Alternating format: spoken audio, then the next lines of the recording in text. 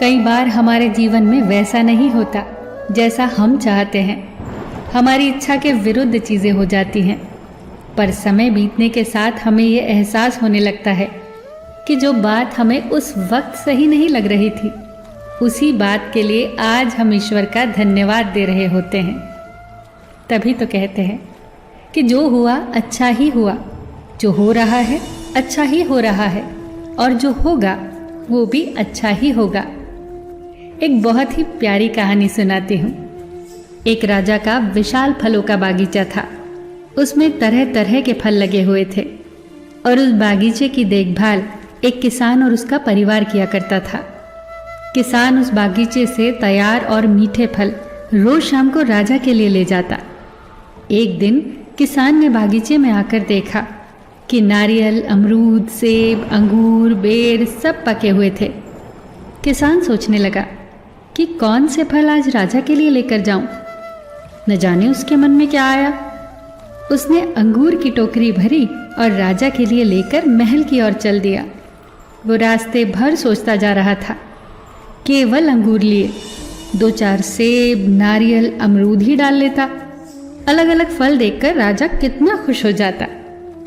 सोचते सोचते वो महल के बाहर पहुंच गया। उसने अंगूर से भरा टोकरा राजा के सामने रख दिया और थोड़ी दूर जाकर बैठ गया। राजा किन्हीं दूसरे ख्यालों में खोया हुआ था। शायद किसी बात से परेशान या नाराज था। अपने ही ख्यालों में गुम राजा टोकरी से एक अंगूर निकालकर खाता और एक खींचकर किसान के माथे पर निशाना लगाकर मारता। राजा द्वारा फेंका अंगूर जब किसान के माथे या शरीर पर लगता तो किसान कहता, ईश्वर बड़ा ही दयालु है। राजा फिर एक अंगूर किसान की तरफ फेंककर जोर से मारता और जब वो किसान को पड़ता तो किसान फिर कहता, ईश्वर बड़ा ही दयालु है। थोड़ी देर बाद राजा को अपनी गलती का एहसास हुआ। वो सोचने लगा, मैं किसान के साथ कितना बुरा बर्ताव कर रहा हूँ और प्रत्युत्तर क्या आ रहा है।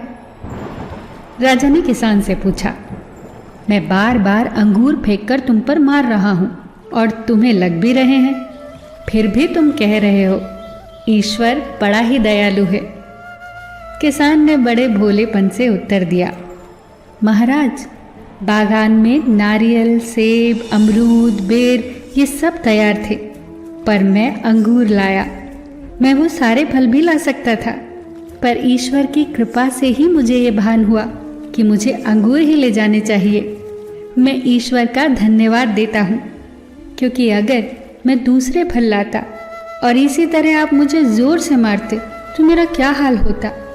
सच में महाराज, ईश्वर बड़ा ही दयालु है।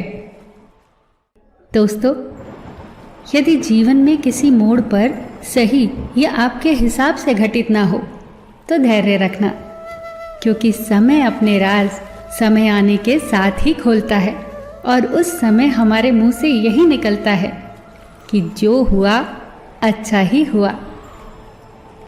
फिर मिलेंगे दोस्तों अगली वीडियो के साथ। तब तक के लिए अपना ख्याल रखना और हमेशा मुस्कुराते रहना।